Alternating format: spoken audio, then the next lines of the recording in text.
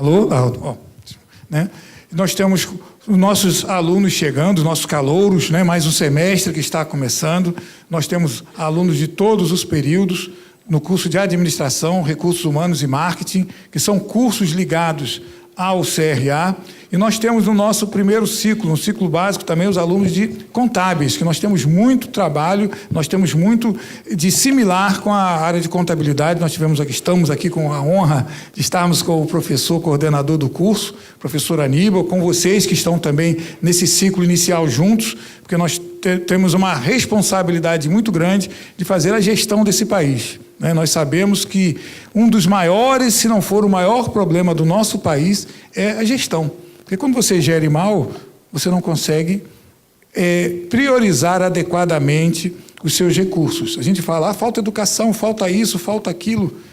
Por quê? Porque priorizaram coisas que não deveriam ter sido priorizadas e deixaram outras coisas. Então, a responsabilidade de cada um dos senhores será enorme. Por quê? Porque você precisa aprender com o que está sendo feito para fazer muito melhor. Nós temos desafios muito grandes pela frente. Esse, inclusive, será o tema que nós teremos o prazer de ouvir do nosso presidente do Conselho Federal de Administração, um homem que já está vivendo essa área há algumas décadas e que vai passar para vocês uma série de conhecimentos, de dados, de informações, para que a gente pense e repense e se reposicione enquanto pessoa, enquanto profissional, para que cada um de nós, ao sairmos daqui, alguns daqui a 6 meses, outros daqui a 4 anos, dependendo do período que você está, saia para fazer diferente, para fazer melhor, para mudar este país. Então, sejam todos vocês muito bem-vindos, estejam em Campo Grande, estejam em Jacarepaguá, Bangu, aqui, ou em qualquer lugar do país, o CRA e o CFA estão nos transmitindo para todo o país, e até no exterior, é só pegar o link, nós temos o prazer de estar presentes, e esperamos que seja um momento de reflexão para todos nós. Às vezes a gente fica preocupado demais com a técnica, e nós vamos dar a técnica, mas nós temos que saber aplicá-la dentro de um contexto.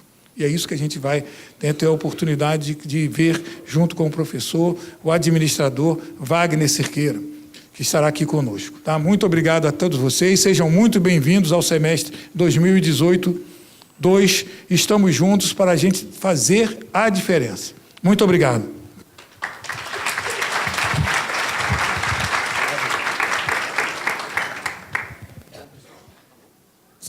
Oi.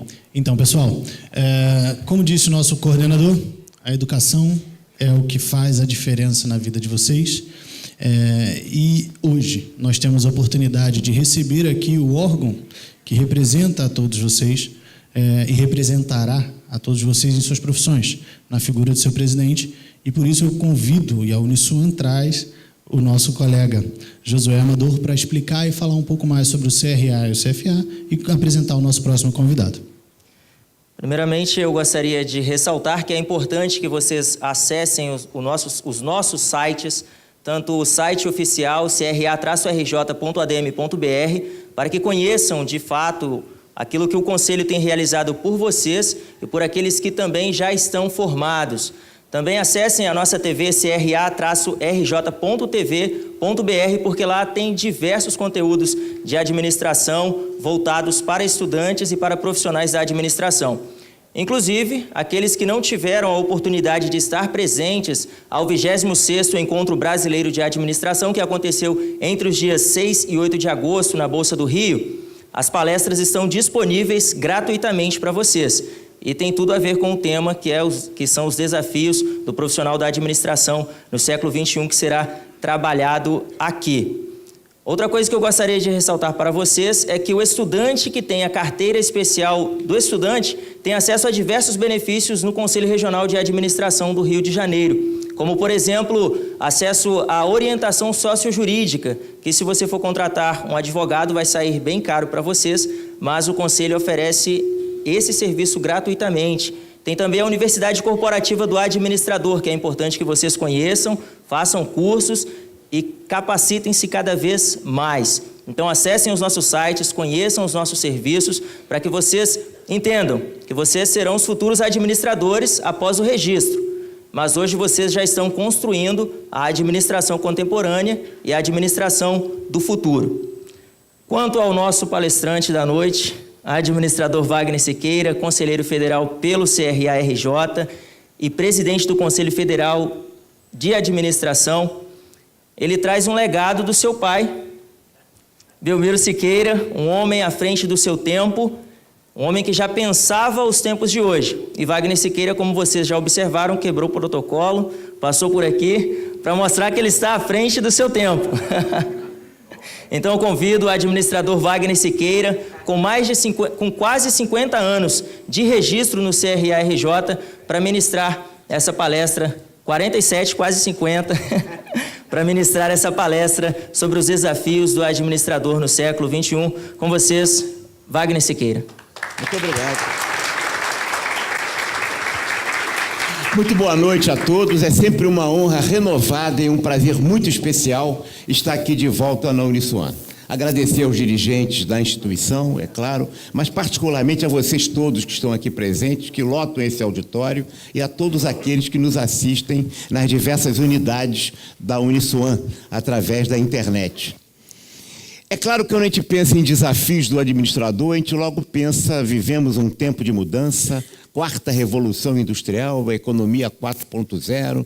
Vamos ficar fora da economia 4.0, como ficamos da primeira revolução industrial no século XIX? Porque o Brasil ficou retardatário do processo histórico na primeira revolução industrial. Um imperador alfabetizado, poliglota, intelectual, filósofo, cientista. O Brasil, em 1808, muito antes dele, era do tamanho dos Estados Unidos. No final, em 1890, era 20 vezes menor. A renda per capita nossa aumentou, neste século XIX, $4. Bom, fomos o último país do mundo a fazer a libertação dos escravos. E o processo industrial, existia até uma legislação, que era a lei, né?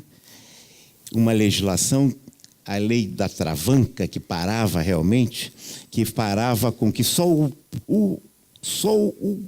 imperador podia autorizar as organizações a se constituírem em sociedades de economia, em sociedade anônima, desculpe. Estamos repetindo essa história no século XXI. Ficamos fora do processo industrial. Vamos ficar fora da quarta revolução industrial? A natureza do homem é permanente e universal. A partir daí, todas as doutrinas, filosofias, políticas, ideológicas, ações ou inações do homem têm levado a erros e acertos e têm constituído a nossa narrativa, a construção da nossa trajetória. Rousseau dizia que o homem nascia bom, né, o bom selvagem, mas que as circunstâncias da sociedade pervertiam esse homem. Outro já dizia que o homem é o lobo do homem. Isso tudo gerou, em verdade, para nós aqui, é preciso que a gente constate que o romano, ou o grego, ou o chinês, no tempo e no espaço, o brasileiro, somos, como seres humanos, exatamente de mesma natureza. As circunstâncias mudam, mas a natureza do homem é permanente e universal. A base dessa doutrina, né, pode ser muito útil para nós hoje, que acreditamos que a mudança existe a todo momento. Ela nunca foi tão rápida. Mas a gente tem como substrato nisso um conceito que a gente não pode perder de vista. É que a natureza do homem é permanente e universal. E algumas reflexões que nós vamos trazer aqui, que parece teórico, né?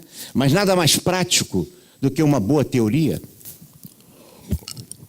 O estudante busca muito sempre as ideias práticas. Cuidado com isso, porque nada mais prático do que uma boa teoria. O que é uma boa teoria? É a prática que tem fundamentação científica, que tem validação, que tem experimentação e que por isso se torna em teoria. Quando a gente não tem uma boa teoria, a gente vai funcionando de qualquer jeito. Então, vamos trazer algumas reflexões exatamente sobre isso. Quando os avanços da psicologia social revelaram que o mundo das percepções, a maneira como eu fotografo determinada realidade, é fonte limite do comportamento humano, surgiram infindáveis implicações para o comportamento humano. Quer dizer, a maneira como eu percebo determina a maneira como eu me comporto. A fotografia que eu faço determina a forma como eu vou agir. O sistema tal deve ser assim, eu estou expressando um valor, uma opção ética. Eu posso chamar isso cientificamente de caráter. Qual é o caráter desta organização?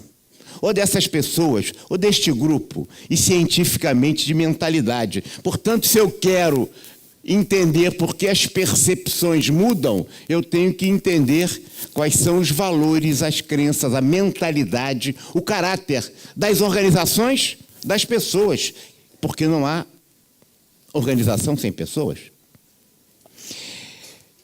A outra dimensão é a dimensão cognitiva, relacionada aos conhecimentos, às competências, à capacidade. Uma coisa é a mentalidade, outra coisa é a competência. Uma coisa é o caráter, outra coisa é a capacidade.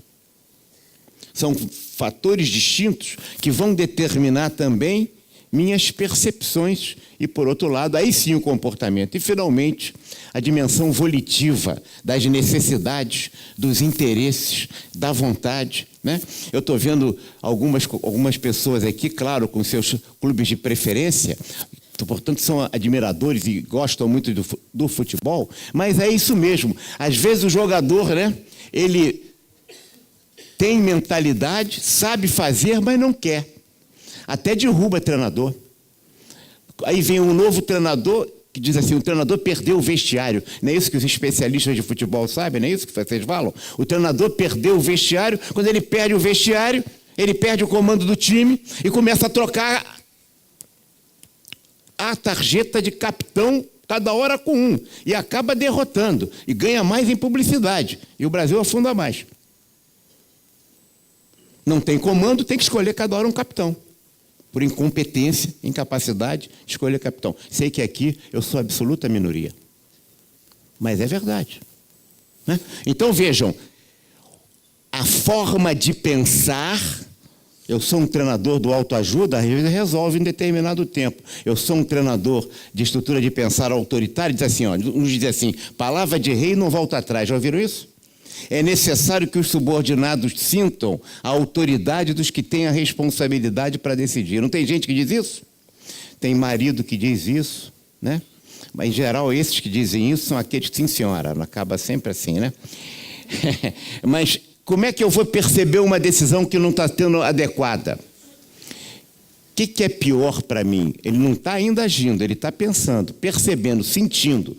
Recuar de posições assumidas ou manter? Eu vou mostrar fraqueza? Não vou? Aí ele diz, agora vai agir. Agora não tem mais jeito. Decidir está decidido. Aconteça o que acontecer. Mas por que, chefe?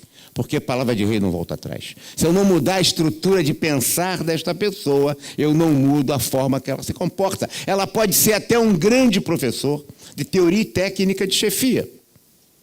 Mas ela vai ensinar e vai dizer, na prática é diferente. Porque a teoria dele não se sustenta em crenças, em opções éticas, em valores, em conhecimento, em interesse e vontade.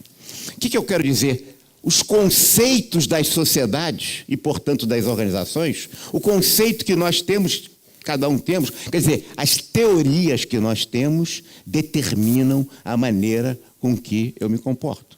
Primeiro, então, que é permanente, universal na nossa realidade, quais são as teorias que sustentam o meu comportamento? Quais são os conceitos que sustentam o meu comportamento? Porque se eu não tiver adequado a esses conceitos, eu não vou conseguir sequer mudar a forma de pensar. Diante do século da sociedade do conhecimento, diante da revolução, da quarta revolução industrial, se eu continuo, por quê? Porque muitas vezes a tecnologia avança a velocidade orbital. E a mentalidade das pessoas continua no carro de boi. As organizações são assim, há uma enorme defasagem entre o que as organizações utilizam de tecnologia e a forma como elas tratam as pessoas da época do carro de boi. Porque a mentalidade, os conceitos são atrasados, ou não são assim? Ou vocês todos que trabalham aqui não percebem isso no cotidiano das organizações. A tecnologia que a gente impõe do século XXI, o dernier cri, quer dizer, o último grito da tecnologia é uma maravilha. As organizações pensam porque se usam essa tecnologia, a cultura, a mentalidade, os valores, as crenças, as idiosincrasias que ela usa são iguais. E não são. São do carro de boi. Portanto, uma questão que vocês vão se defrontar nesse século XXI é esse gap, essa defasagem que existe nas organizações brasileiras em geral, e eu diria que em grande parte do mundo também, se não no todo o mundo, as exceções apenas confirmam a regra, é a distância que existe entre aquilo que eu digo e aquilo que eu faço, entre a tecnologia que eu uso e a realidade que viceja, que existe no cotidiano das organizações. Está claro?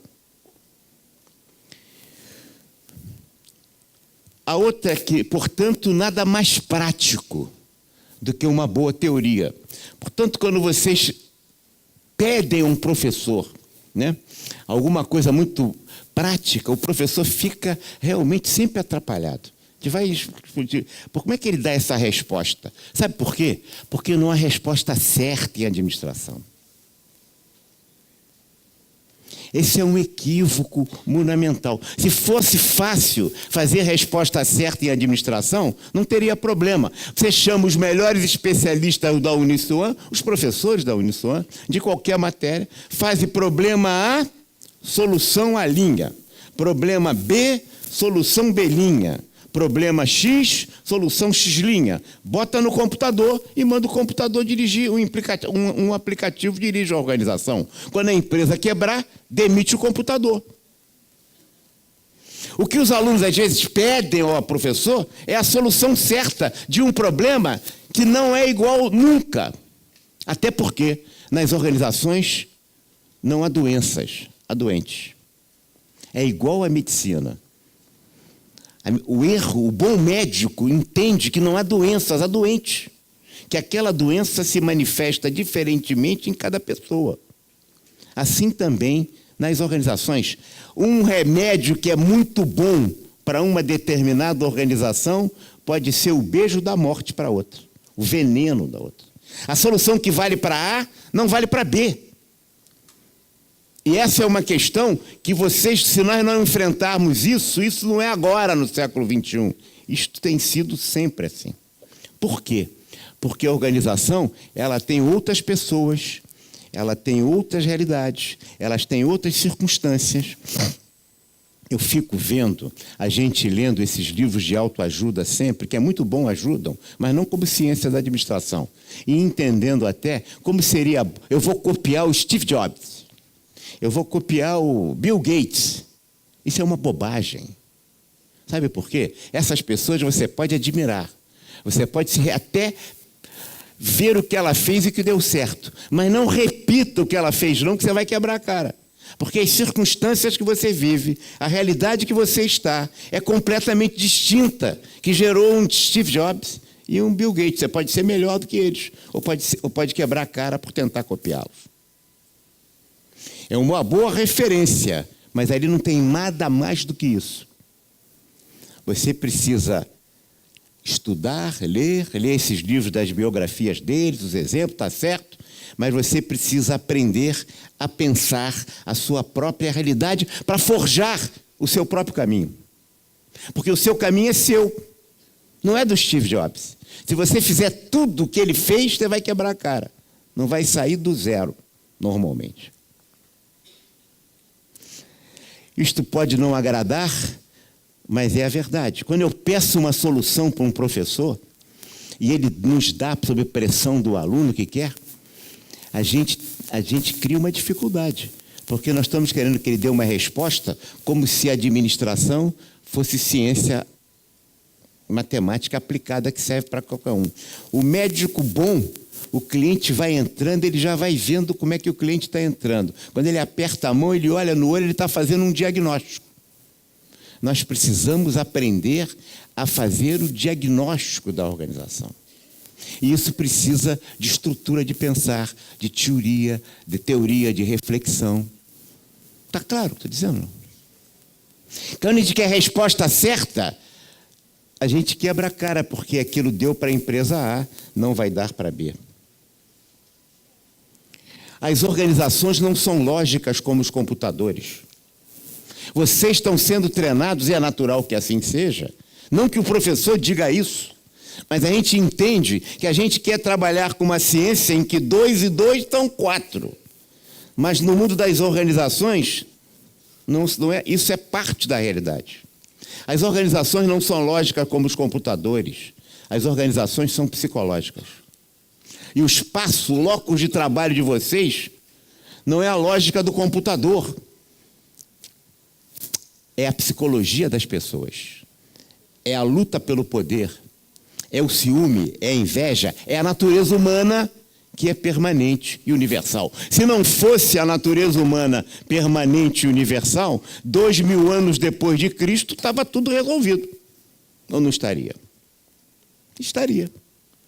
Mas nós temos o ciúme, a inveja, a competição, a insegurança, tá certo? Todas as relações sociais, psicológicas dentro da organização, e se a gente não entender isso, a gente vai trabalhar com aquele trabalho de TCC que você fez, baseado na sua realidade empresarial, que o professor lhe deu 10, que está um trabalho excelente, e que você acha que o trabalho é excelente, ele vai ser compreendido como tal, e você leva e o chefe nem dá bola, nem olha aquilo, por diferentes razões, e a gente diz assim, esse chefe é uma besta. É possível, mas você não atentou para o professor que lhe disse que você tinha que ter cuidado com a resistência à mudança, com a reação que aquele chefe ia ter, como é que você ia comprometer outras pessoas para envolvê-las, para ajudar, que as organizações não são lógicas, são psicológicas. E se são psicológicas, a gente tem que entender que a gente tem que ter o seu TCC, que é lógico, que é importantíssimo, que vai ajudar muito a empresa, que vai ser uma bela contribuição que você vai levar, ela só vai funcionar se você compreender que a organização precisa ser entendida como tal, porque senão o seu trabalho vai morrer no arquivo. E o erro não é só do seu chefe, pode ser muitas vezes seu próprio erro. Porque você está achando que as organizações vão reagir sem... A organização tem preconceito. A organização tem... E preconceito é a pior coisa que pode acontecer com uma pessoa, porque a transforma em ser exatamente igual àquilo que o preconceito diz que ela é. A dignidade humana é uma questão de permissão social. É a organização que discrimina o negro, a mulher, o portador de deficiente, o idoso. Ou não é? É o reduto autoritário da sociedade brasileira. E se a gente não compreender isso, a gente vai achar que a organização é lógica. Ela não é. A gente tem que estar com esta visão que precisa da técnica, precisa da lógica, mas a técnica em si ela não é neutra. Ela pode estar a favor do bandido ou a favor do mocinho. Ela pode estar a serviço da construção do bem ou da destruição, a construção do mal. Que ideologia, que valores, que crenças, que opções éticas aquela técnica, aquela tecnologia nos leva. Porque quando eu assino um documento, quando eu faço uma tecnologia, quando eu construo um processo de trabalho na minha organização em que eu trabalho, eu estou ajudando a organização a avançar ou criando outros entraves, como a lei do entrave do Pedro II. As pessoas não reagem a um mundo objetivo, lembrem sempre, mas ao mundo das suas percepções. Portanto, eu tenho que tentar criar cenários e identificação de quais são as percepções que as pessoas têm, para aí sim eu atuar. Em função da técnica, claro. Mas o técnico puro é mais perigoso do que um político demagogo e irresponsável. Sabe por quê? Porque o técnico puro é um alienado com poder. E ele quer fazer de sua técnica os desígnios de comando e de poder para impor a sua organização, ao seu ambiente de trabalho, ao seu grupo social. Ele quer fazer da sua técnica uma verdade, mas a organização tem diferentes verdades, a nossa técnica tem base, mas eu tenho que estar a que serviço, vou repetir, a que serviço essa técnica está? Para a construção do bem ou do mal? Para valores adequados, construtivos? Porque senão a gente vive uma época de superficialismo da Idade Média nas organizações, achando que chegamos ao século XXI. Nós estamos vivendo na época do carro de boi, da cultura das organizações. E sabe por quê? Se vocês olharem no mundo inteiro, as organizações que estão descobrindo agora processos, aqui no Brasil também tem. Você acha que 12 mil pessoas se matam no Brasil por ano? Vocês acham que são por muitas razões. Muitas delas podem ser por burnout, por fadiga, por estresse, ou por que não é? Pergunte ao trem-bala de francês, o Thalys, o TGV. Pergunte para as empresas chinesas, para as empresas alemãs, para as empresas americanas, para Orange Estressé, a companhia, a laranja estressada, que é a companhia telefônica francesa, que tem 200 mil processos de pessoas que se suicidaram por conta do trabalho, condenada a empresa. Você acha que isso não acontece no Brasil, hein? E a gente nem discute isso. Claro que acontece. Não sei a extensão, não tenho dado, mas se a natureza do homem é permanente e o filme é sal, e o francês, o inglês, o chinês, o japonês, o americano, somos todos iguais, o brasileiro também. Se tem gente se matando lá, tem gente se matando aqui, por razões, a gente fala sempre de fadiga. E aí se fala muito da pessoa que se mata, e é cruel. Uma pessoa que se mate por razões de trabalho é a forma de relacionamento no trabalho equivocada que nós estamos, na idade da média, do retrocesso, do atraso, porque a gente pensa que as organizações só avançam, que as culturas das organizações só evoluem. A única regra da história, a única que se tiver alguma lei de história, não sei se tem, talvez seja a decadência. As organizações nascem, crescem e pioram. Tem ideologias políticas que acham que é sempre no progresso. A gente está vendo que não é isso, não. Os impérios também se destroem. Essa é a lei da decadência que existe. As organizações são assim, e a gente não está necessariamente evoluindo nesse contexto em que estamos todos nós vivendo. O suicídio é uma marca muito forte, mas eu me preocupo mais com as pessoas que não se suicidam, mas que estão sufocadas. Quer curar a tosse dele, está se colocando esparadrapo na boca. As pessoas deixam de se matar? Não. Elas não morrem, porque respiram pelo nariz, está certo? Mas psicologicamente estão mortas. Em muitas organizações, pelos estilos de lideranças que se praticam nelas. Os desafios da administração também se colocam na questão da simpatia ou da empatia. A simpatia, é claro, a afinidade que eu tenho, a cordialidade, as relações que eu tenho, é importante, é claro que é isso. A identificação que eu tenho com a outra pessoa, claro, mas é importante que você, administrador, não faça como faz o programa da TV Globo, que pega o presidente da empresa e bota o malandro para fingir que ele é operário. E ele fica fingindo e depois ele faz uma porção de depoimento e fica todo mundo encantado com aquilo. Aquilo é uma enorme manipulação, porque ele não está vendo como operário, ele está vendo como presidente.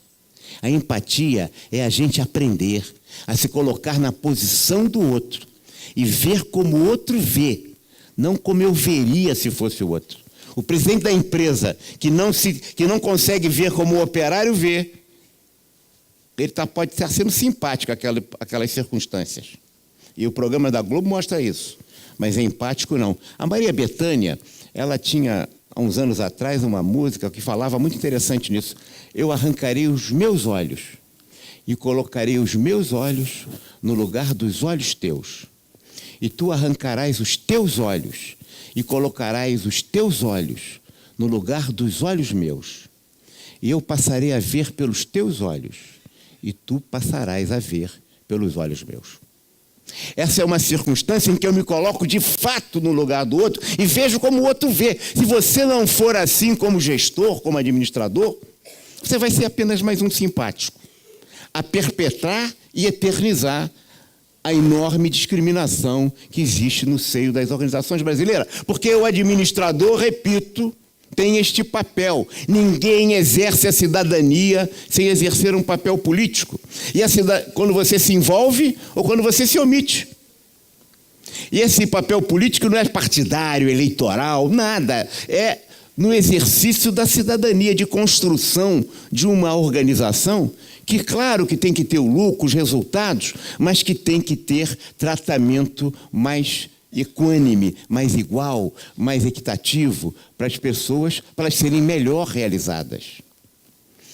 Essas questões não são tratadas ainda, a contabilidade ainda não está tratando os valores intangíveis nas organizações. Vai chegar lá. A motivação, o estilo de liderança. Estão caminhando com balanços sociais, eu sei disso. Mas vamos chegar lá junto com as nossas relações, professor. Mas como é que se mede a repercussão de um estilo gerencial no desempenho de uma organização? Ou de um país?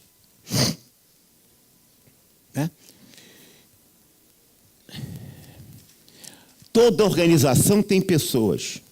Se eu tirar todas as pessoas de uma organização, eu não tenho uma organização.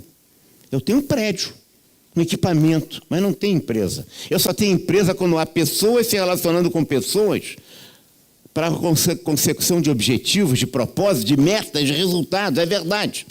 Às vezes as empresas gostariam, alguns consultores, que não tivesse nenhuma pessoa, só resultado. A gente fez isso toda hora.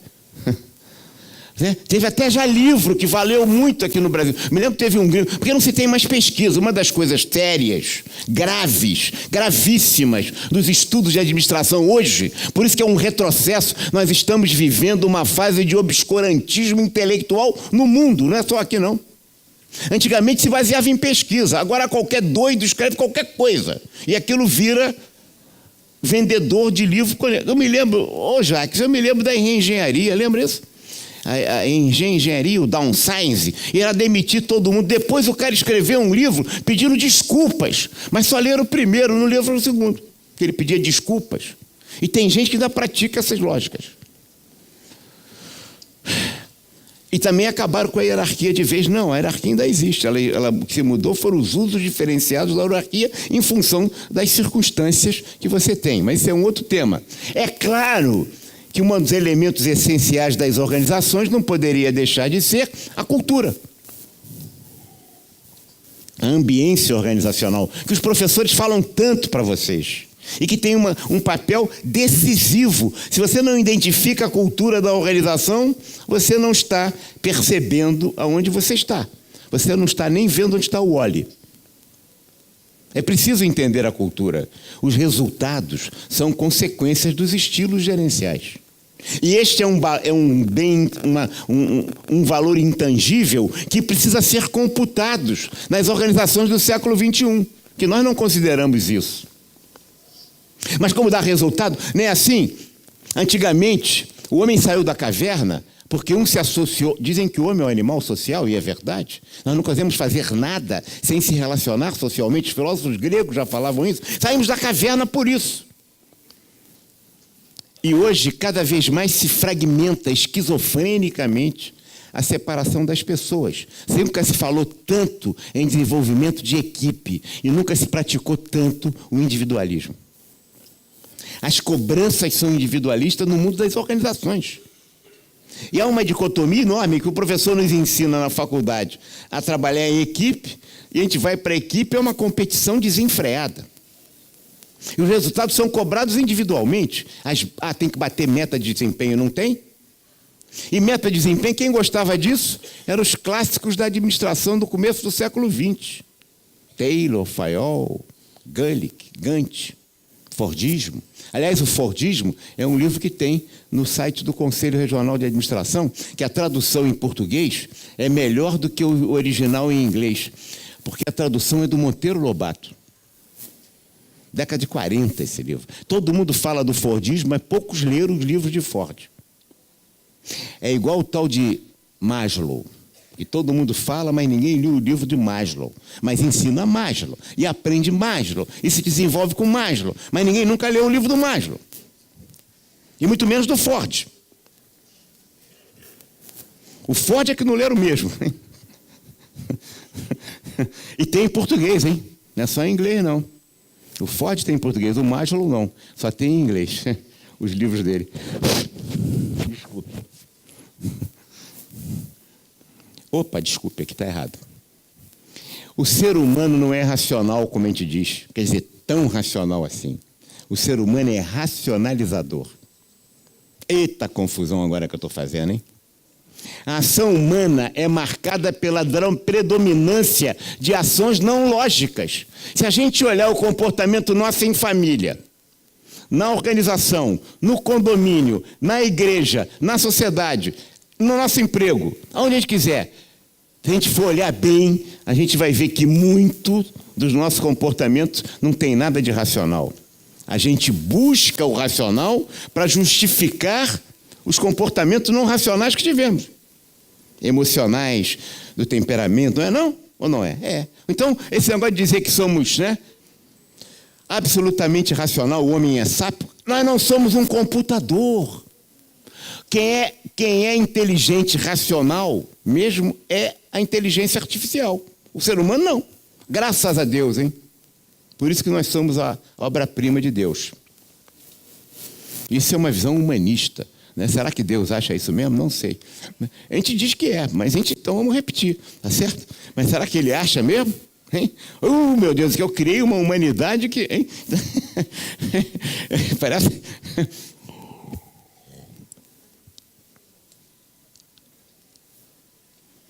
O lado racional do homem desempenha papel... Desculpe. Desempenha papel... Como é que é? O lado racional do homem desempenha papel limitado. Claro que ele tem um lado racional, é evidente, mas serve como justificador a posteriori de decisões, de atitudes e comportamentos. Se a gente quer aumentar a nossa objetividade, a gente tem que entender que muitos dos nossos comportamentos não são produzidos por racionalidade, que nós buscamos racionalizar as ações que tivemos, que não são lógicas. E nas sociedades mundiais também, e nos países também. Olha o Trump. Assumimos de modo a priorístico por força de impulsos, de sentimentos e valores que atuam como condicionamentos nossos do agir. Não seríamos animais racionais, mas, vou repetir, racionalizador. A organização é assim. É isso que a gente precisa pensar sobre ela. E não pensar que aquilo é um conjunto lógico de questões. Mas as pessoas não são lógicas e as organizações também não. As pessoas são racionalizadores e as organizações são psicológicas. Inovação, tecnologia e mentalidade, que já disse aqui. Nós vivemos no carro de boi, praticamos tecnologias do século XXI. Aliás, não é só nisso não. Você quer ver uma coisa interessante? Se a gente pegar as ideias socialistas e as ideias liberais, que foram muito fortes no século XXI, século XIX, desculpe, como Marx, como os liberais, a gente vai ver que eles formularam isso generosamente pensando na ficção científica no século XIX. Elas foram aplicadas, tanto os liberais quanto os socialistas, no século XX. Nós estamos no século XXI, praticamente 2 séculos depois. E estamos querendo que as ideias do século XIX sejam válidas no século XXI, como verdade inquestionável, como dogmas de fé, que não tem nada de dogma de fé. Com prejuízo, sem a utopia que tínhamos no século XIX. Se a gente olhar bem, os revolucionários de hoje que gostariam de viver fazendo a revolução com as ideias do século XIX. E os liberais gostariam de viver na Belle Époque. Portanto, nada mais próximo de um reacionário hoje, isso no Brasil é bem típico, do que um revolucionário. As utopias são as duas. Uma é a utopia do presente e a outra é a utopia do passado. A utopia do presente é que as ideias do século XIX são válidas. A utopia do passado é que a forma como eu vivia no passado é que era bom. Só que nós estamos no outro tempo. Vocês estão no outro tempo. Nós estamos no outro tempo, eu também sou contemporâneo. Apesar de 47 anos já registrado, como me apontaram aqui a idade já, né? Como transformar o novo no economicamente produtivo? Não basta pensar o novo, é preciso transformar em realidade. E a tecnologia em si não resolve nada se eu não tiver comportamento também. Eu tenho que trabalhar com tecnologia, claro, e com comportamento. As organizações não tiram proveito da tecnologia que tem, porque elas só trabalham com tecnologia, esquece do comportamento. Nós estamos tendo uma experiência no Conselho hoje no Brasil de implantar sistemas de Big Data, nessa diversidade que é o Brasil, que é fantástico. As pessoas pensam que botou a tecnologia, está resolvido tudo. Não, os problemas mais elementares são difíceis, porque você está tendo um problema de comportamento. Você diz assim, ó, essa máquina aqui, que é caríssima, esse computador, só pode limpar desse jeito, para um tal de álcool, não sei o que, uma impressora de carteira. Aí o camarada ri daquele negócio, aí a máquina enguiça, porque o cara não limpa. Porque o cara não trata, porque os comportamentos atrapalham a tecnologia. Então, você tem que tratar tecnologia e comportamento. As pessoas querem desenvolvimento, querem progresso, mas não querem mudança. E a resistência à mudança não é sempre ruim, ela tem um papel importante de contribuição. A sociedade brasileira, gente, é pródiga em dicotomizar o dizer e o fazer, a palavra e o gesto, a teoria e a ação. Para não falar que eu estou falando só de professores estrangeiros, teoria esposada e teoria de uso de Crisárgeles, ou valores proclamados e valores reais de Anísio Teixeira, grande mestre da educação brasileira, junto com Paulo Freire, que depois sucedeu muitos anos depois. Entre aquilo que a gente proclama e aquilo que a gente diz. Portanto, o paradoxo brasileiro é a manutenção do status quo. A gente diz que quer mudar, mas a gente quer a mudança. Veja, a síndrome da cultura brasileira é a síndrome de Gabriela. Eu nasci assim, eu fiquei assim, eu sou sempre assim, eu sou Gabriela. Na obra imortal de Jorge Amado. Que é exatamente a manutenção do status quo e da não mudança, da desnecessidade de mudar. É preciso aprender com o erro. O maior erro hoje é a gente não tentar, não se mover, não tentar. Experiência não é o que acontece com a gente, é o que a gente faz com o que acontece com a gente. Eu posso viver um ano de experiência, se eu repito aquela experiência 10 vezes, eu não tenho 10 anos de experiência, eu tenho 1 ano. Se eu não aprendo com a experiência, um país que não aprende com a sua história está condenado a repeti-la sempre. Nós estamos vivendo de novo esse problema agora nesse processo eleitoral. Exatamente assim, sempre em busca de um Messias, de um Salvador, ou de esquerda ou de direita, sem compreender que esse é um erro histórico da realidade brasileira. Nós queremos buscar um herói. Um país que precisa de um herói não merece ser salvo. Bertoldo Brecht, no Galileu. As melhores obras de administração para vocês, além da Bíblia, claro, e dos livros de administração, principalmente dos professores da Uniswan, são os livros da cultura universal, do teatro, do cinema, da literatura. É melhor livro de administração do que os textos de Shakespeare. É melhor discutir a questão da mulher do que Ibsen, em Casa de Bonecas. É melhor discutir questões vinculadas à administração sobre inovação do que Bertoldo Brecht, que dizia, Galileu, na peça dele, Galileu Galilei. É uma obra-prima sobre inovação nas organizações, em que o André Acerti, o discípulo, vira assim, decepcionado com o mestre Galileu, na peça. Assim, infeliz o país que não tem heróis. E o Galileu vira assim, não, André Acerti, que chamava o aluno. Ele falou, não, meu filho, infeliz o país que tem necessidade de heróis. O Brasil é duplamente infeliz. Primeiro, porque não tem heróis. E segundo, porque pensa que tem necessidade de heróis. Uma sociedade não se organiza com heróis. salvadores da pátria. Nós estamos repetindo exatamente o mesmo dilema de 89 e todas as eleições depois. Inovação, estrutura e comportamento. Outra questão.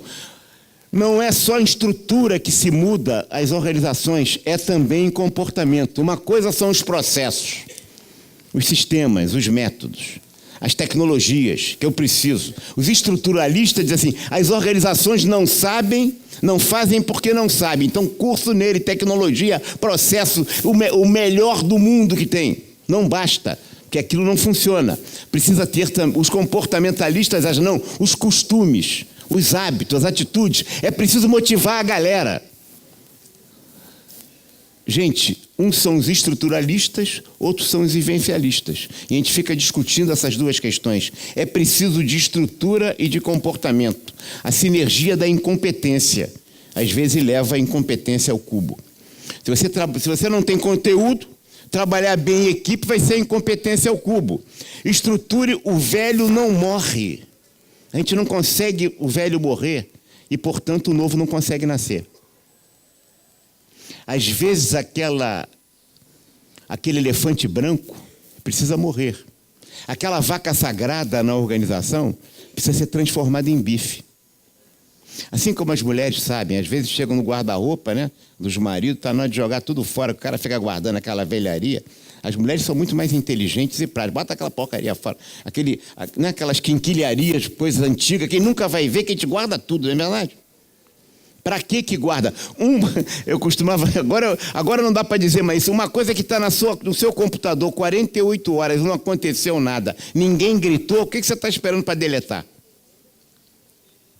Por quê? Se 48 horas aquilo está lá e ninguém mexeu com aquilo, ninguém te provocou, aquilo não tem nenhuma importância. Pode deletar. Se tiver importância, vão voltar e você volta atrás. Não basta pensar o novo, é preciso transformá-lo em realidade. É preciso justapor aqueles que decidem daqueles que agem, o pensar e o agir. As organizações separam isso. Cada vez mais, as organizações atrasadas que nós estamos vivendo hoje, há os que pensam e nós que executamos. Nas empresas. Como transformar o tecnicamente novo no economicamente produtivo? E aí a gente vai para os valores intangíveis, não contabilizados, não contabilizáveis nas organizações, que é o ambiente. Eu posso pegar uma semente maravilhosa, se eu jogar num terreno árido, essa semente não vai progredir, não vai fecundar, não vai criar, não vai se desenvolver. Eu tenho que criar um ambiente. Se eu não tiver um ambiente, não adianta a semente. Assim como a figueira maldita não dá fruto.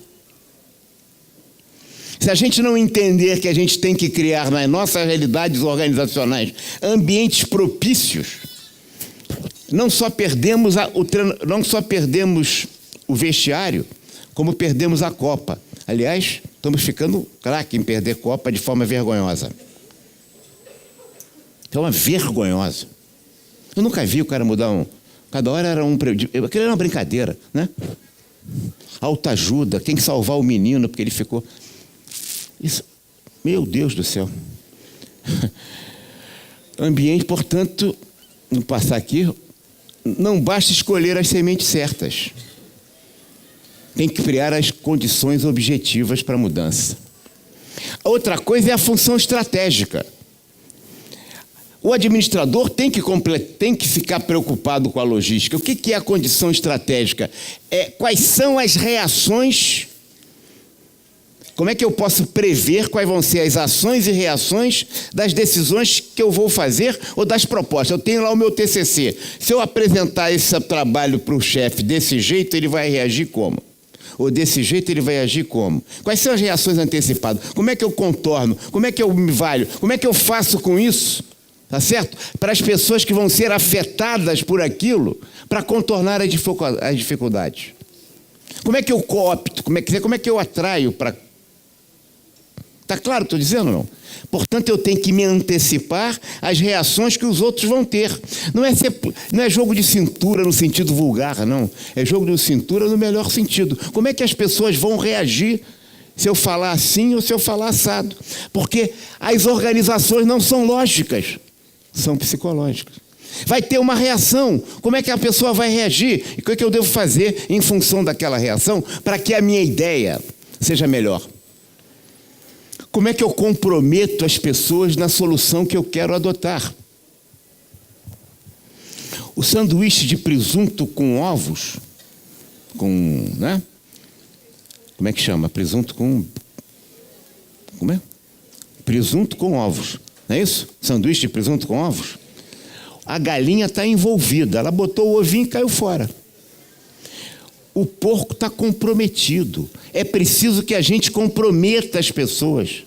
Como é que eu vou comprometer o meu chefe, meu colega, o meu subordinado para ajudar, porque a minha ideia... Qual é a estratégia que eu vou usar para comprometer as pessoas para elas ficarem? Cristo começou com 1, virou 12. Fez uma confusão no mundo até hoje, né? Com 12. Se a gente pensar bem, aqueles 12 que Cristo escolheu, a gente certamente não escolheria. Os departamentos de recursos humanos não escolheram nenhum deles. Porque o perfil de cada um era aparentemente, e escolheu certinho, né, para cumprir toda a sua caminhada e nos deixar o legado que nos deixou. Agora vejam, essa é a visão estratégica que nós temos que ter. Logística é claro que é importante, mas até a logística tem que ter estratégia. Portanto, o papel do administrador é o foco na estratégia. De novo, pensar. Não é porque eu tenho a melhor técnica que aquilo vai ser aceito. Não pode, não deve ser, dependendo da forma que eu apresentá-la. Desvinculação, portanto, entre competência técnica e competência administrativa. E aqui eu estou trazendo um livro velhinho que vocês nem leram, mas que o professor citou. Um tal de Henri Fayol. Lembram disso? Não. Administração industrial e geral. O que vocês estão esperando para ler? Vão ler esse livro, fininho, importante, está tudo lá. Ele diz o seguinte, tão simples: à medida que eu subo na escala hierárquica, aumenta a necessidade e a competência administrativa. À medida que eu desço na escala hierárquica, aumenta a necessidade e competência técnica. Ele não diz só isso, ele diz coisas incríveis. Mas é preciso que eu compreenda isso para poder ir superpondo, porque o técnico tem o chapéu de técnico, portanto tem uma incompetência treinada, olha o que eu estou dizendo, para decidir, porque ele gosta de decidir pelas próprias mãos, ele tem satisfação psicológica de fazer ele próprio, ele foi treinado para fazer. Só que o administrador, à medida em que vai subindo na escala hierárquica, ele tem que fazer.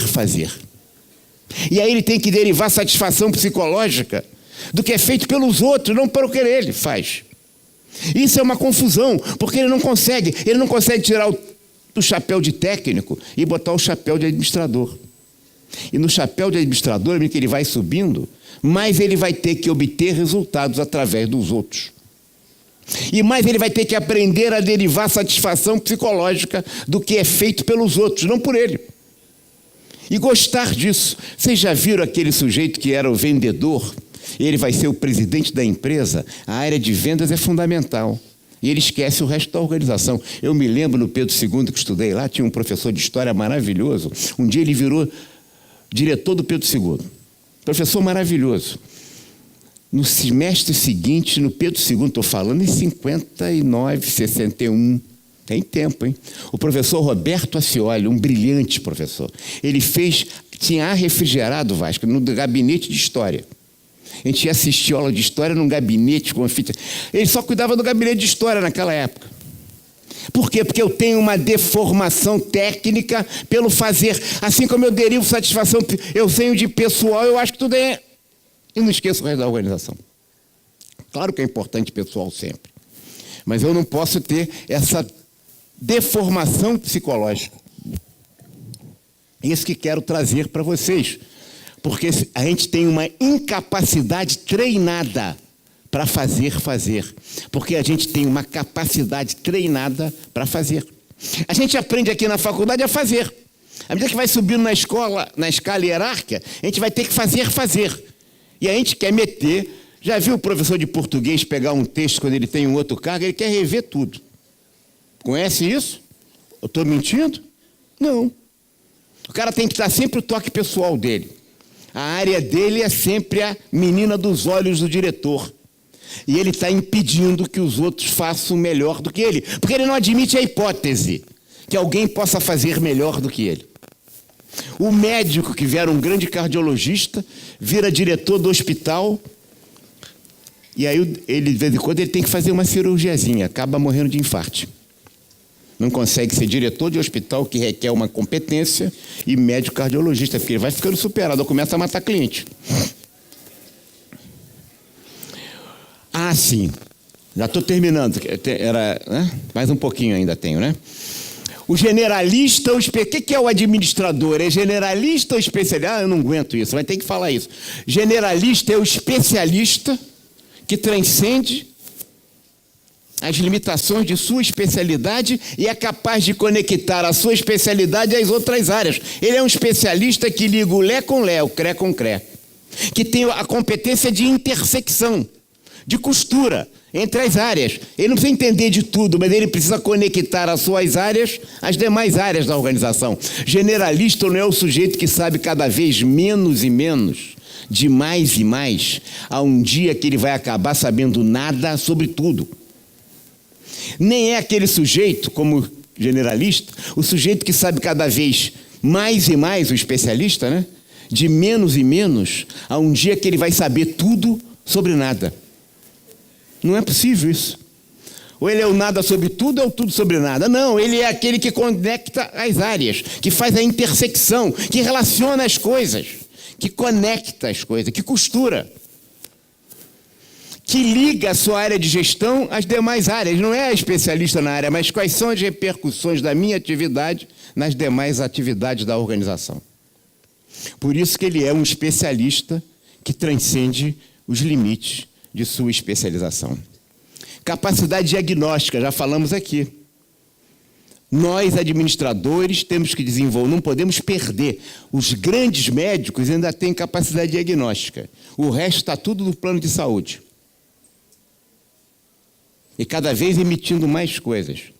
Porque estão perdendo a capacidade diagnóstica. Você entra, ele nem conversa com você, nem te olha. Já escreve, o que você teve? Aí ele escreve no computador, imprime, volta com esse exame. Você vai demorar meses para poder fazer o exame, porque o plano de saúde hoje é uma loucura. Quando você volta, ele, a máquina que deu. Ele perdeu a capacidade diagnóstica.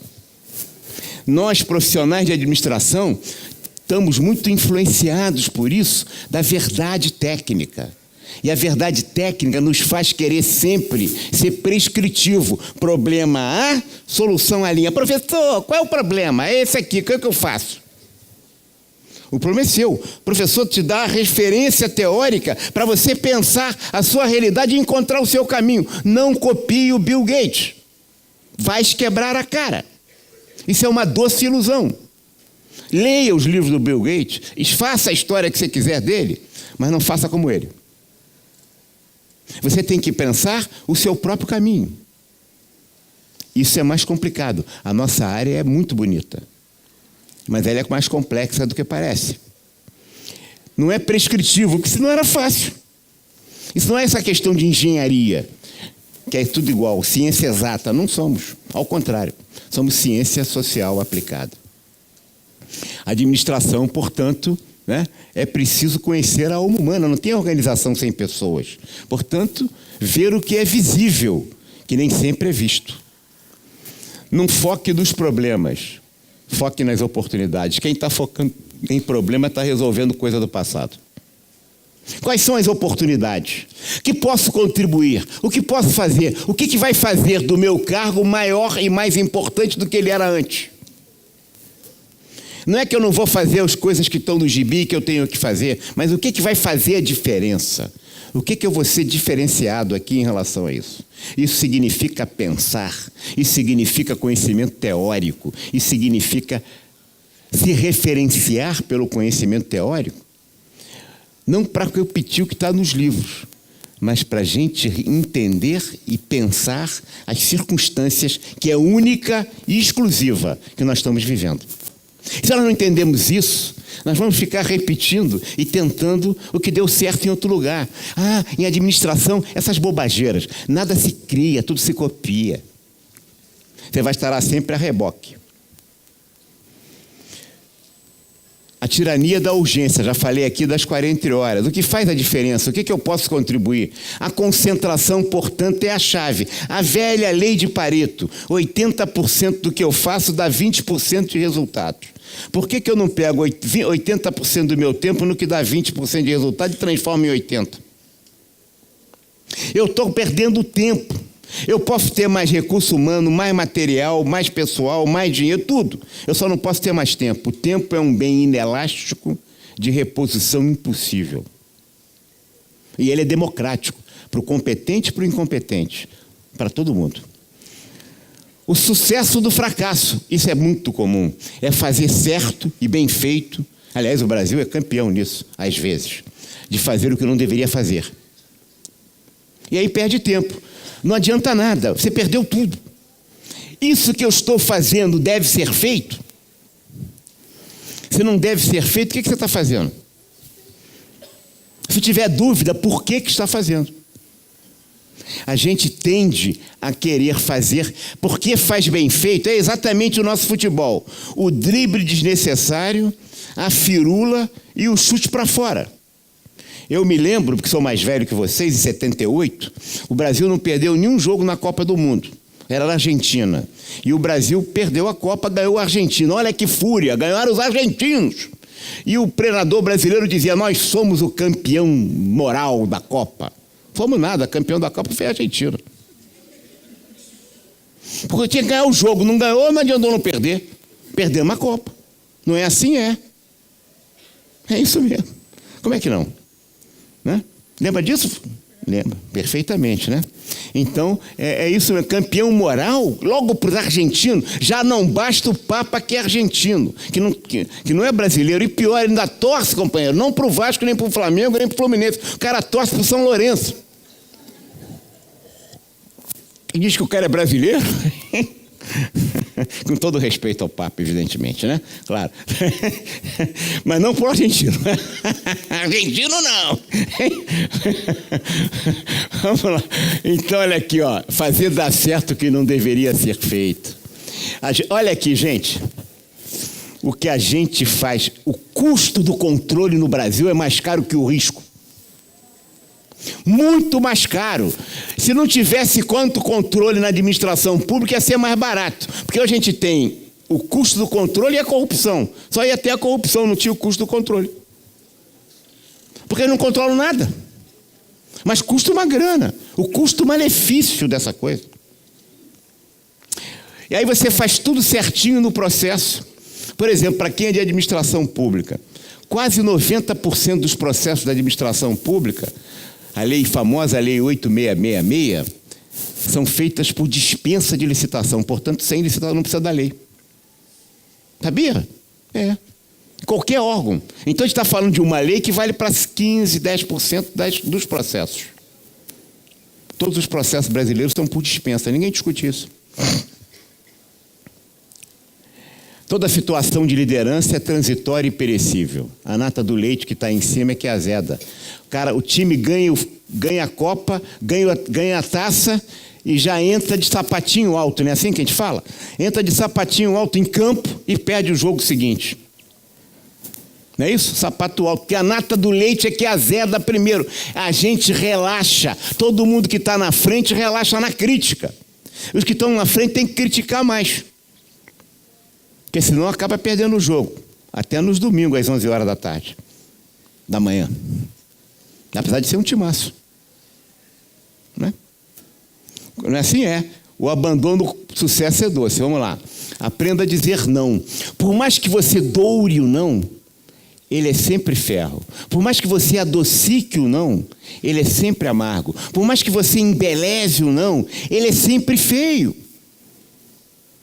Quem falou isso? Foi um dos maiores autores da língua portuguesa, o padre Antônio Vieira.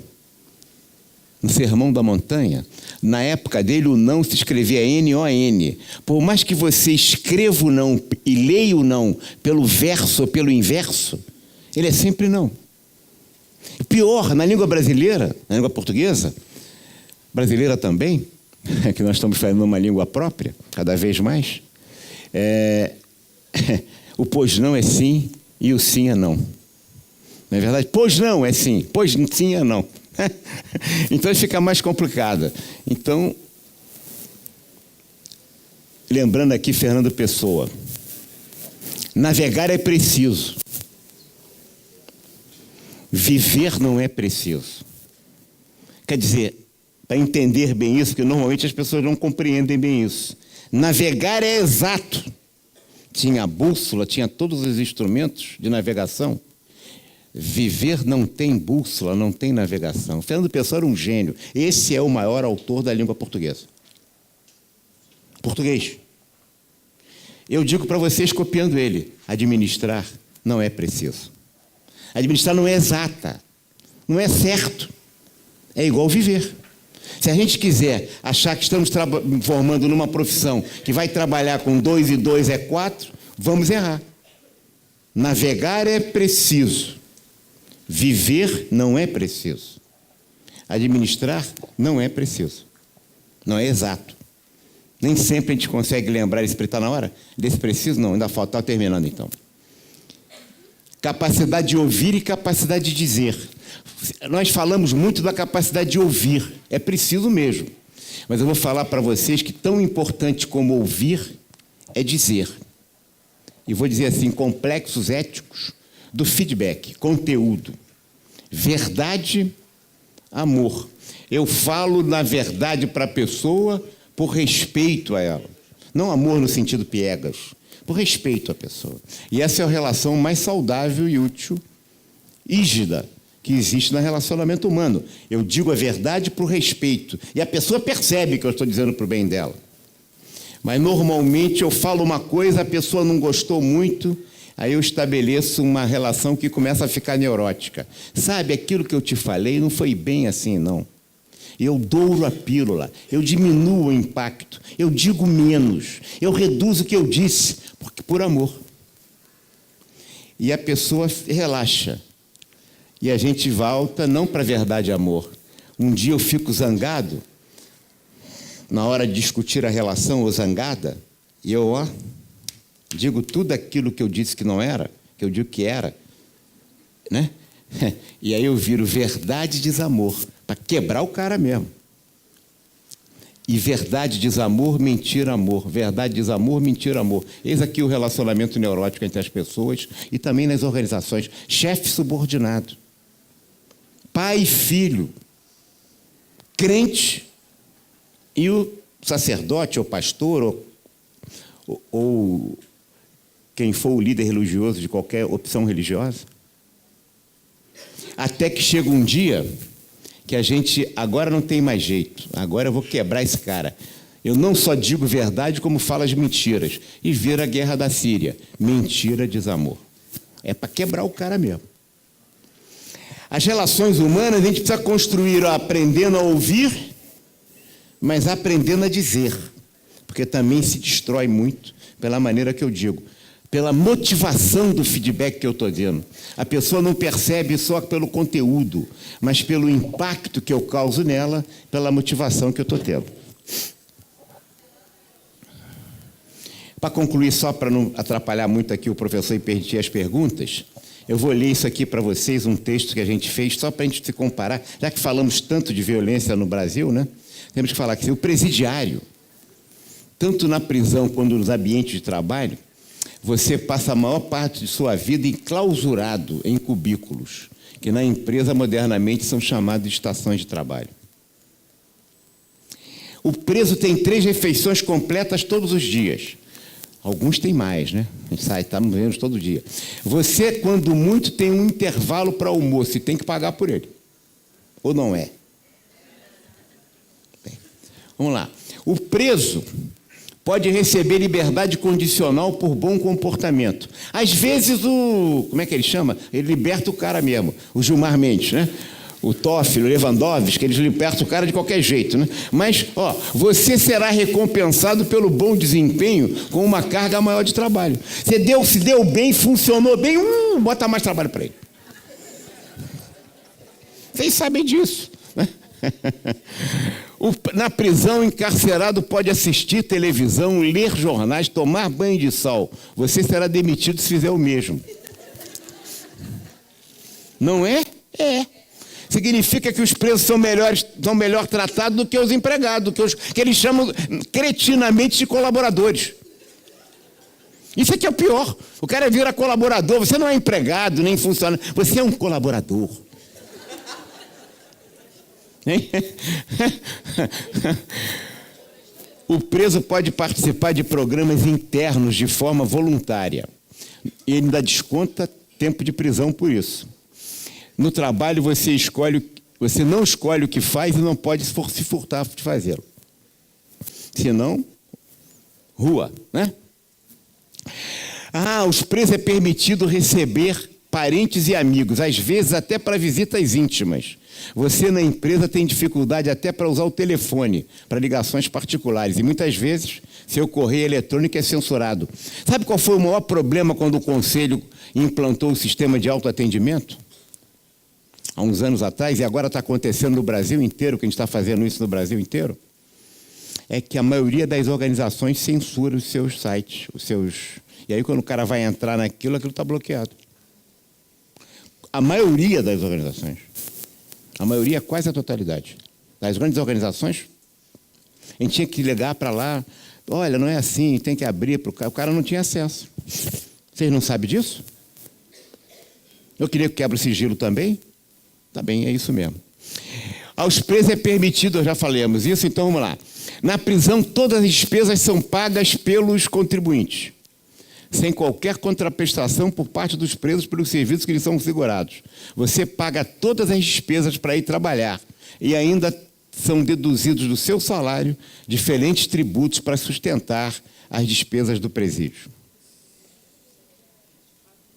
Aos presos são algemados sempre que vão a algum lugar.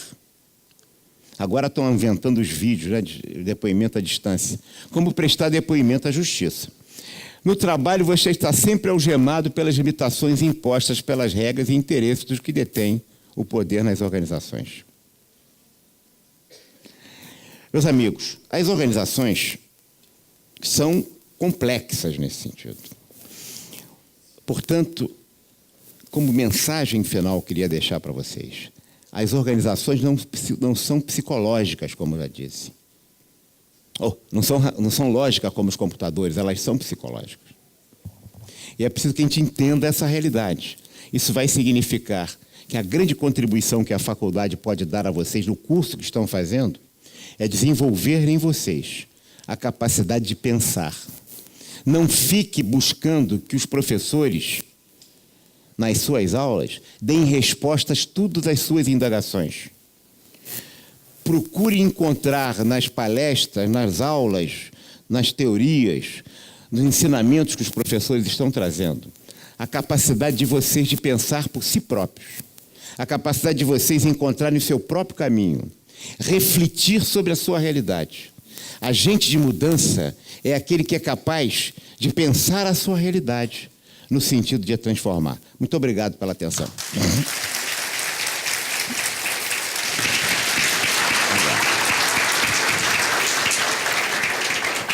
Eu deixo aqui as transparências. Tá, bem? Pessoal, eu vou pedir mais alguns minutinhos a vocês. Nós fizemos aqui passar a nossa lista, tanto aqui na unidade Bom Sucesso, quanto nas nossas outras unidades. Então, eu queria convidar o professor Josué a vir aqui junto conosco, para que nós iniciemos a rodada de perguntas, e aí sim, a gente parte para a finalização do nosso encontro de hoje. Mas vamos lá, né? Que aula que nós tivemos hoje. Que aula. Uma salva de palmas novamente, professor Wagner. Muito obrigado, muito obrigado.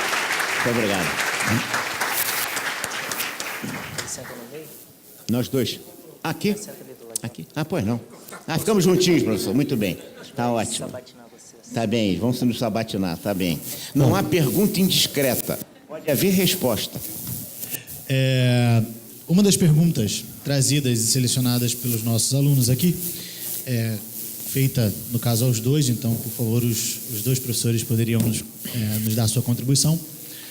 Como será a atuação e importância do administrador como profissional diante das constantes mudanças do cenário social, econômico e político? Então. Bom, o professor Wagner colocou de forma brilhante, né, que a mudança faz parte do nosso dia a dia e que o administrador precisa ter a capacidade, principalmente, de pensar. Ou seja, articular os seus conhecimentos a partir das técnicas que ele vai aprender, que vão ser a base para que ele, a partir dali, diante de contexto, de culturas, de situações diversas, possa dar a solução adequada aos diversos níveis, às diversas alternativas, às diversas mudanças. Nós estamos hoje, muitos de vocês estão no primeiro período, né, vão levar 4 anos. Que mundo você vai encontrar daqui a 4 anos, eu não sei. Mas uma coisa eu sei, não vai ser esse que você entrou agora. Então você tem que ser capaz de articular esse conhecimento e dar soluções a um mundo que nenhum de nós ainda sabe como virá. Tirar o som aqui. Ah, bom. Veja bem, é como o professor Josué colocou, quer dizer, em verdade a gente não pode se abstrair desse processo de mudança que existe. Nós estamos dentro dele. Nós não somos um biólogo que fica olhando os bichinhos pelo microscópio. Nós estamos inseridos nessa realidade. E esse é mais complexo e difícil, porque a gente tem que se abstrair dessa realidade para compreendê-la, para ajudar a nos adaptarmos a ela e ajudarmos a transformá-la. O objetivo do homem é em busca sempre da felicidade, da sua realização, de sua plenitude. Que contribuição a minha profissão, a profissão de vocês, a nossa profissão precisa fazer para que essa realidade das organizações se transformem e as organizações sejam mais humanizadas, mais equitativas, mais justas, mais fraternas entre as pessoas. Para a gente deixe de estar vivendo nessa competição exacerbada e trabalhemos em colaboração. Isso não quer dizer que não vamos buscar o lucro, que não vamos buscar os resultados, mas isso não pode ser a qualquer preço. Ok? Não pode ser a qualquer preço. Essa aqui é, acho que eu posso continuar, mas acho que melhor pegar outras perguntas se tiverem. Bom, a segunda pergunta é relacionada a vocês, né, que estão estudando aqui, que serão os profissionais recém-formados, sobre quais os maiores desafios de um profissional recém-formado. A gente pensa logo que, efetivamente, é o emprego, claro. Nós estamos vivendo uma quadra de circunstâncias na realidade brasileira de muito desemprego, porque a economia já vem há algum tempo. Em verdade, quer dizer, o Brasil foi o país que mais cresceu no mundo entre a década de 30 e até a primeira crise do petróleo em 73, 74. Foi um momento áureo do país, na ditadura, regime militar, regime civil, regime democrático, no parlamentarismo, no presidencialismo, não importa. Nós crescemos ininterruptamente. Crescíamos a taxas chinesas. A partir de 74, 73, com a primeira crise do petróleo e segunda, nós entramos no que se chamou de décadas perdidas, né? Que era uma inflação altíssima, as empresas ganhavam pela aplicação financeira, muito mais do que pelo seu negócio, portanto, o empresário não investia, vivia de malhas. Uma das questões, portanto, essa é uma preocupação que perpassa todos os profissionais. Se nós pensarmos o número de empresas que existem no Brasil, nós não temos profissionais suficientes em administração formados. Outras profissões podem dizer que já formaram muita gente. Você pensar o número de empresas, nós temos hoje registrados no Conselho 400 mil. Talvez formados em administração até hoje, 1,5 milhão só. O número de empresas do Brasil é algumas vezes isso. Se tivesse um administrador por empresa, Wagner, coloca aqui pelo Conselho Federal um administrador por empresa em toda a empresa brasileira. Eu não tenho número. Portanto, o nosso mercado de trabalho, eu não estou querendo vender ilusões, ele está muito ocupado por profissionais que não têm a formação do administrador, evidentemente, porque o espaço não admite vácuo. Tem vácuo ali, o vácuo não admite, o cara vai lá e ocupa o espaço, melhor dizendo, reformulando a minha resposta. Então, esse vácuo é ocupado. O que você está me dizendo é que nós temos que ter a fiscalização do exercício profissional. Por outro lado, o brasileiro, as organizações brasileiras, o capitalismo brasileiro é um capitalismo pervertido. Isso também eu não estou querendo trazer desesperança, não, pelo contrário. Por quê? Porque o capitalismo brasileiro é muito recente. Se Marx tivesse que escrever o Capital, lendo a economia brasileira, como ele leu a inglesa e a alemã no século XIX e XVIII, ele daria um choque de anafilático nele, quase. E se ele recordasse hoje, por quê? Porque a economia, ele dizia lá, existiria uma aliança tática entre a classe operária e a burguesia modernizante, contra a aristocracia rural, que era o atraso. No Brasil, a aristocracia rural se transformou em burguesia modernizante com o dinheiro do Banco do Brasil. Foi assim ou é hoje? Hoje é isso.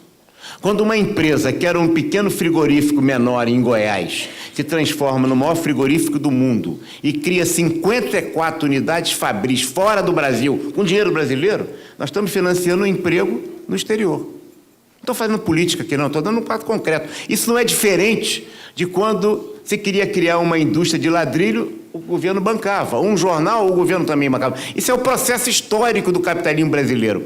Eu era aluno como vocês em 68, viu, Vasquez? E entrou na sala um professor que era tido como o mito da direita brasileira, o professor Glaicon de Paiva. Ele é tão importante que no livro 1964, do René Dreyfus, lendo a Revolução de 64, coloca ele como ideólogo da Revolução de 64. Ele entra em 68 para dar uma palestra magna para nós. E eu sentadinho lá. E ele diz assim: meus filhos, o empresário brasileiro é um híbrido roedor. Tem a voracidade do rato e a coragem do coelho. Eu quase caí para trás. Como é que um cara de direita diz um negócio desse? Sabe por quê? Porque é isso mesmo. Agora é que está vendo o verdadeiro capitalismo brasileiro. O capitalista vai à falência como pessoa jurídica e fica mais rico como pessoa física, financiado ainda pelo Banco do Brasil. Então, qual é a maior preocupação do estudante? É o emprego. Existe emprego? A necessidade é a parteira da história. O que nós vamos ter, nós não podemos continuar sendo um país que fica sempre retardatário no processo histórico, senão a gente vai perder a quarta revolução industrial. Vocês têm emprego porque tem muita empresa. Se à medida que o empresário começa a sentir, vai ter super oferta de emprego para o profissional de administração, mesmo numa crise econômica. Nós não temos. O que existe é que vocês que podem ser um estudante diferenciado, nem sempre são. Falo para o Brasil inteiro isso. É preciso que a gente entenda isso. Se você entra para a faculdade e tem a atitude mental de que presta o diploma e que o mercado vai te aceitar porque você tem um diploma, você não vai se dar bem. Mas se você entra para a faculdade para mudar os seus comportamentos, aprender, desenvolver, ficar um belo técnico, um belo cidadão formado, você vai ter emprego sim. Uns vão ter mais dificuldades, outros mais, menos. A economia tem essa dificuldade, mas nós temos uma vantagem, que não é a mesma vantagem que tem outras profissões. A maior parte dos engenheiros hoje não trabalha como engenheiro mais. Estão ocupando nosso espaço, é verdade. Nós temos que nos organizar politicamente também. Esse é o grande drama, eu não posso dizer, mas tem o ADM Empregos, hoje no Conselho do Rio, que é o que ajuda vocês, no sistema temos. Esse é o grande desafio. Não dizer isso é querer tapar o céu com a peneira e dizer assim, estamos vendendo ilusão, não.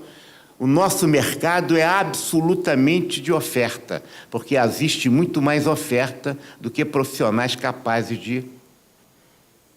de ocupar esse espaço. Mas estão sendo ocupados por outros. E é por isso, como dizia o Drucker, não há país subdesenvolvido. Há país subadministrado. Peter Drucker. O Brasil tem os problemas que tem. Você acha que o problema de saúde é por causa dos médicos só? Não. É a gestão de saúde. De educação também. Na administração pública e na iniciativa privada. Então, essa é a dificuldade contemporânea que nós temos. Agora, você bem informado não vai ter dificuldade, não. Essa é que eu acho. Agora, dizer que está fácil, que você não vai ter essa preocupação, vai ter sim.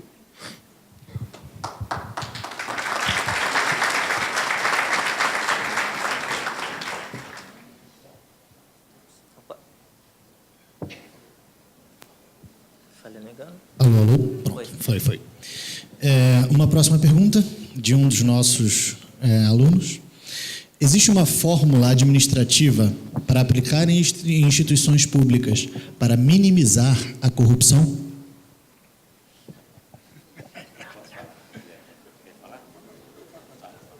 Bom, gente, fórmula mágica, né, é meio complicado. Eu digo que não existe, né, uma coisa que vai curar todos os males. Né? A corrupção, ela está, infelizmente, dentro do ser humano, né? A pessoa que faz. Não é o controle que faz a corrupção. O controle é até para ele tentar mitigar essa situação. É um aspecto cultural muito forte, né, que tem um viés muito grande dentro do comportamento do brasileiro. De uma forma geral, a gente vê isso na fila. O cara quer passar à sua frente na fila, né? Ele chegou depois e quer passar à frente na fila. E assim sucessivamente. Esses pequenos comportamentos que a gente tem e verifica no dia a dia, né, seja no trânsito, seja no dia a dia, seja num lanche, a gente repete isso em outras situações, como, por exemplo, na administração pública, até na administração privada. O professor Wagner falou, né, que o cara falha a empresa física e fica milionário enquanto pessoa jurídica. O que é isso? Isso é uma falácia de comportamento, né? É uma coisa séria, é uma coisa difícil, é do ser humano, e isso depende exclusivamente de você, da sua capacidade de ser uma pessoa, né, íntegra, que respeite o seu direito, respeite o direito do outro. Isso depende de técnica. A técnica, ela pode ser usada tanto de um lado quanto para o outro. Nós vimos recentemente, nesses casos que aconteceram aí de corrupção, né, que grandes empresas tinham áreas enormes, né, para contabilizar, para gerenciar a corrupção, ou seja, a técnica a favor da corrupção. Então, a gente tem que ter um problema muito sério em termos culturais, que a gente precisa ver, a gente precisa observar, né, que são os valores nossos enquanto cidadãos, para podermos ser administradores, gestores efetivamente capazes de utilizar a técnica para o bem, para a produtividade e para situações que possam realmente refletir em um comportamento mais correto, mais justo. Superpondo aqui ao professor Josué, que falou correta e perfeitamente, concordo com tudo que ele colocou. Tinha um autor famoso que foi Prêmio Nobel de Economia, sueco, chamado Gunnar Myrdal, 1958. Ele dizia assim: a corrupção é pré-requisito para o desenvolvimento. Todos os países em desenvolvimento tiveram um processo de pré-corrupção. Pode olhar todos. Aliás, faz parte da natureza humana, o professor disse muito bem. O problema do Brasil não é a corrupção, é a impunidade. Isso é outra questão. Agora, achar que nós somos mais ou menos corruptos do que outros, não é verdade. O Brasil não é o país mais corrupto do mundo, não. Pode ser o país mais impune. Quando você só mexe na corrupção, no poder político, legislativo, mas não mexe no judiciário, você está com um problema da corrupção. Toda a organização da administração pública brasileira é produzida pelo Poder Judiciário desde o tempo de Portugal. Quando um juiz que é pego em flagrante em corrupção, raros são os que são em processo secreto, e ele vai aposentado com um salário integral, tá certo? Com qualquer tempo de serviço que tiver, a gente não está combatendo a corrupção. Agora, cuidado com essas coisas, porque o efeito Orloff pode acontecer aqui no Brasil. A Operação Mãos Limpas, na Itália, país do primeiro mundo, com Antônio de Prieto, tá certo? Gerou depois, na eleição seguinte, Berlusconi. E agora, Berlusconi e o Partido do Palhaço. Não é o palhaço. A gente tem cuidado, porque a gente pode ter o efeito Orloff. Não é só a questão da corrupção, é a questão da impunidade. A impunidade voltou lá na Itália, país do primeiro mundo, com corrupção. Ou você acha que a Brigada Vermelha esquerda ou a máfia interagiam também como aqui? Exatamente igual. O que nós fazemos aqui, os traficantes, milícia, polícia, corrupção? Não tem isso? Tem. Exatamente a mesma coisa. Lá é país do primeiro mundo. Operação Mãos Limpas, o que deu, hein? Então, a gente tem que ter cuidado qual é o caminho que a sociedade brasileira vai para avançar em relação a esse processo de combate à corrupção. Porque não a gente vira isso como se tivesse todo um país. A gente não está discutindo política no processo político para escolher madres que vão trabalhar num convento. Corrupção, dizia o Gunnar Myrdal, eu vou repetir, é pré-requisito para o desenvolvimento. O problema é a impunidade. E mais uma pergunta sobre liderança aqui da unidade. Antes até mesmo de fazer a pergunta, nós temos um livreto falando sobre liderança. Líderes é uma espécie em extinção. do administrador Wagner Siqueira, que fica disponível online gratuitamente na nossa biblioteca virtual. Então, acessem nosso site e desfrutem desse conhecimento. Então, na visão de vocês, a liderança, ela é diferente na prática entre homens e mulheres? Veja bem, eu acho que não. A mulher e o homem são perfeitamente, graças a Deus, viva a diferença. Mas eles são o mesmo, essa questão, né? É evidente que a sociedade brasileira tem um processo histórico de discriminação contra a mulher que é terrível e continua. Aliás, não é só no Brasil, não, no mundo inteiro. Mas aqui é mais grave, porque aqui o processo é muito mais visível.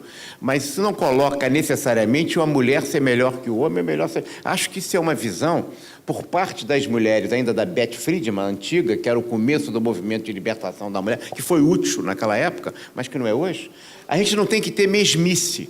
Cada um tem o seu papel e o que nós temos que ter é abrir espaços para que as mulheres possam ter o grande desempenho como elas têm. E isso não tem nenhuma razão para achar que um é melhor que o outro. Quem é mais qualificado para aquela função é mulher ou é homem, não importa.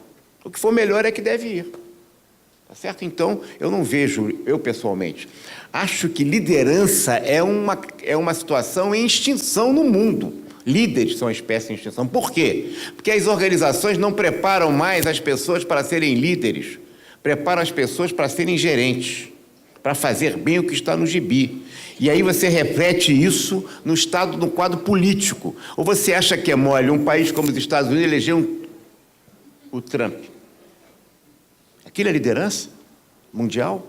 Então, a liderança é um processo que também nós precisamos rever, porque a sociedade se tribaliza. Ela cada vez está mais dividida em setores, e a seleção das pessoas é em função dessas tribos.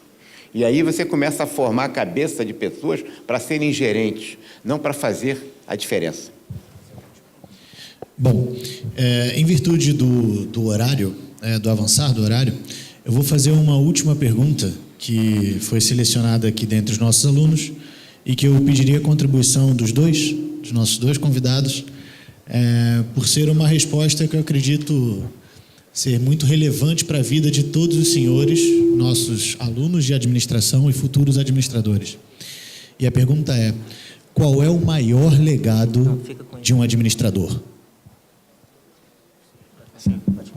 Eu posso falar? Então, acho que o maior legado é deixar uma organização com bons resultados e, simultaneamente, uma organização em que as pessoas se sintam mais realizadas. O que é a pessoa se sentir mais realizada na organização? Não é ter o objetivo da organização. Cada pessoa é diferente de outra. E cada pessoa tem os seus próprios necessidades, interesses e sentido de realização. Quanto mais eu realizo os desejos dessa pessoa, que são diferentes da organização, mas se eu posso compatibilizar, eu estou fazendo um belo legado. Eu vou, portanto, estar humanizando as organizações. Os interesses das pessoas não são os interesses da organização.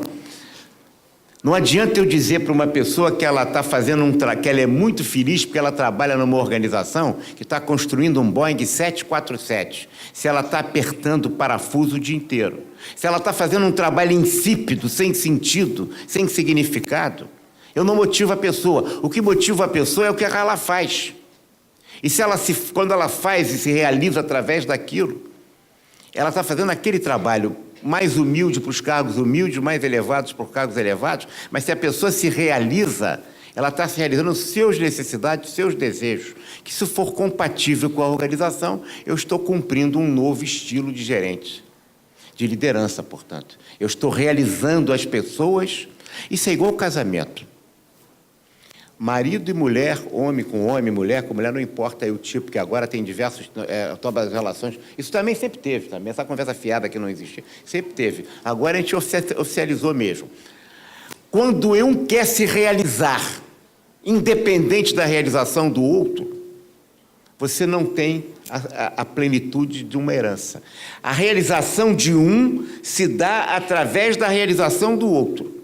Quando você se realiza porque o outro se realiza, ou a outra, claro, você está realmente complementando o sentido de realização e de compromisso. Quando os objetivos de uma pessoa se realizam através do objetivo da organização, você está efetivamente tendo um bom resultado para a organização.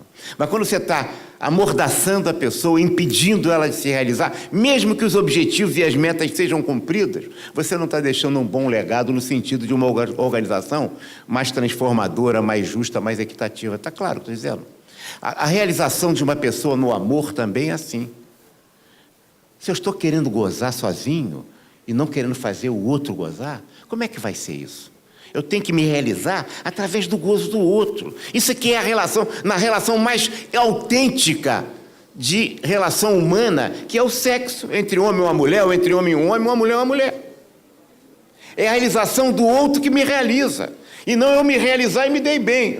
Essa aqui é a questão. E as organizações também são assim. Não sei se eu me estendi demais, mas é o que eu acho. Mas esse exemplo é real. Como é que o cara só pensa em si, pô. Um egoísta. Hein? Bom, o professor já fez uma colocação bastante clara, né, a respeito do assunto.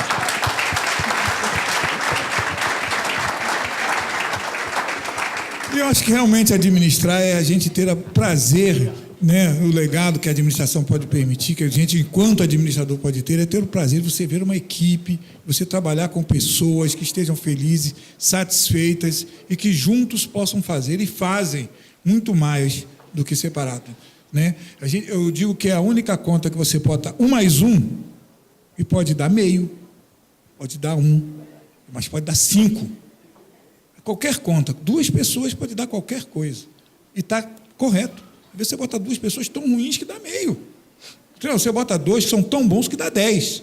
Então, a satisfação e o legado é quando a gente consegue trabalhar com pessoas e contaminar, trocar sinergias. Eu sou até suspeito que eu tenho 20 anos que eu atuei diretamente em recursos humanos, então com pessoas, eu aprendi muito isso, né? Realmente, o professor deu esse foco. A organização é feita por estruturas, técnicas, não estou negligenciando isso, não estou negligenciando de forma alguma, mas o que faz a diferença são as pessoas. Pessoal, então, muito obrigado pela presença de vocês. Eu vou chamar agora o professor Vasques, nosso diretor da instituição, para vir até aqui ao palco presentear o nosso convidado, professor Wagner.